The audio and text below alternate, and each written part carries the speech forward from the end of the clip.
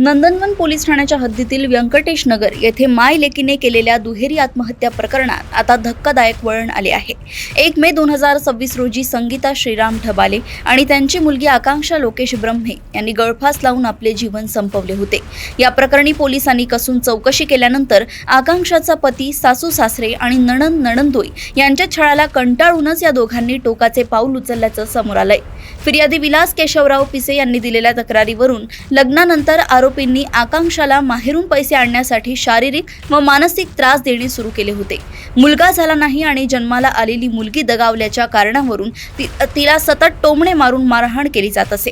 इतकेच नव्हे तर माय लेकीच्या नावावर असलेली शेत जमीन स्वतःच्या नावावर करण्यासाठी आरोपींनी हुंड्यासाठी त्यांचा क्रूर छळ केला। या जाचाला कंटाळून अखेर माय लेकीने एकाच दिवशी आत्महत्या केली।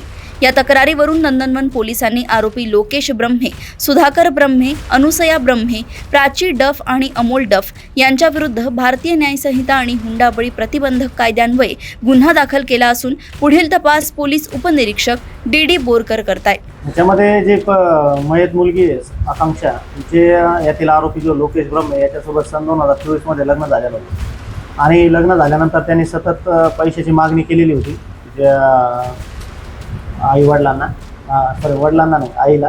वडील मयत आहेत मुलीचे, तर ते त्यांनी काही वेळेस पैसे दिलेले, पण कॅश स्वरूपात पैसे दिलेले आहेत आणि तिला फेब्रुवारी 2026 मध्ये तिला मुलगी झालेली होती। परंतु यातील जो तिचा पती आहे लोकेश, याला मुलगा पाहिजे होता, त्याच्यामुळे तो आणि ती मुलगी जी झाली होती ती 2-3 तासामध्येच ती डेथ झाली होती। त्याच्यामुळं ती मुलगी तिच्या आईकडे ते व्यंकटेश नगरला राहत होती आणि तो जो आरोपी आहे लोकेश, तो पण त्याच्या सासू आणि पत्नीकडं सासूच्याच घरी व्यंकटेश नगर इथे राहत होता मागील 3-4 महिन्यापासून। तो सारखा मुलीला त्रास देत होता, त्याच्या आईलाही पैशाची मागणी करत होता आणि तिचे काही जमीन आहे, 6 एकर जमीन आहे, तर ते गावाची जी जमीन आहे ती माझ्या नावावर करून दे म्हणून तिच्या सासूला आणि पत्नीला सारखी मागणी करत होता।